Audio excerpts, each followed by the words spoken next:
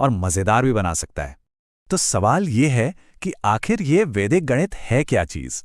देखिए, ये असल में 16 छोटे-छोटे फॉर्मूलों या जिन्हें सूत्र कहा जाता है, उनका एक सेट है। और दावा यह है कि इन सूत्रों को इस्तेमाल करके आप बड़ी-बड़ी कैलकुलेशंस को मतलब कमाल की तेजी से सॉल्व कर सकते हैं।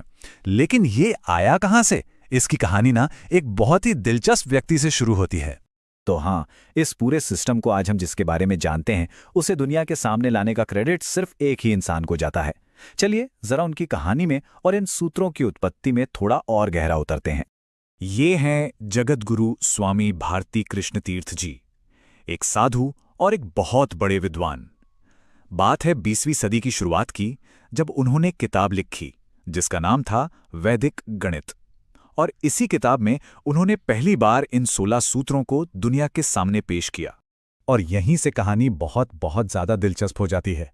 स्वामी जी का कहना था कि उन्होंने इन सूत्रों को बनाया नहीं है, नहीं, उन्होंने तो इन्हें फिर से खोजा है। कहां से? वेदों से, खासतौर पर अथर्ववेद से।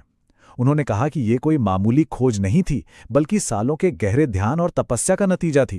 अब जरा इस टाइमलाइन को देखिए। ये कहानी को एक बिल्कुल नया एंगल देती है। एक तरफ हैं वेद जो हजारों साल पहले लिखे गए, और दूसरी तरफ है स्वामी जी की किताब। बीच में हजारों सालों का गैप है।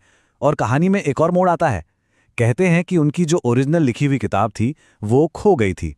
तो 1957 में उन्होंने पूरी की पूरी किताब सिर्फ अपनी याददाश्त के दम पर दोबारा लिख दी। सोचिए जरा। और फिर 1965 में उनके निधन के बाद ये किताब छपी और पूरी दुनिया तक पहुंची। ठीक है, बहुत हुई कहानी। अब देखते हैं कि ये सिस्टम आखिर इतना पॉपुलर क्यों है। मैं आपको इसका एक सूत्र इस्तेमाल करके दिखाता हूं, फिर आप खुद ही तय करना कि ये किसी जादू जैसा लगता है या नहीं। चलिए एक बहुत ही सिंपल सा गुणा करते हैं 9 को 7 से। लेकिन हम इसे स्कूल वाले तरीके से नहीं करेंगे। हम इस्तेमाल करेंगे एक सूत्र का जिसका नाम है निखिलम नवतश्चर्मम दशतः। इसका मोटा मोटा मतलब है सभी को 9 से और आखिरी वाले को 10 से। चलिए इसको स्टेप बाय स्टेप तोड़कर समझते हैं। सबसे पहले हम बेस मान लेते हैं 10 को। ठीक है, अब पहला सवाल, 9 10 से कितना कम है? 1। और 7 10 से कितना कम है? 3। यहां तक सिंपल है। अब जवाब का पहला हिस्सा, इसके लिए हम तिरछा घटाएंगे, मतलब 9 में से 3 घटा दीजिए। क्या आया? 6।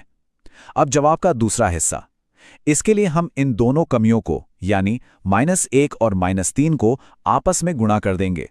तो -1 गुणा -3 हो गया 3। बस जवाब आ गया 63।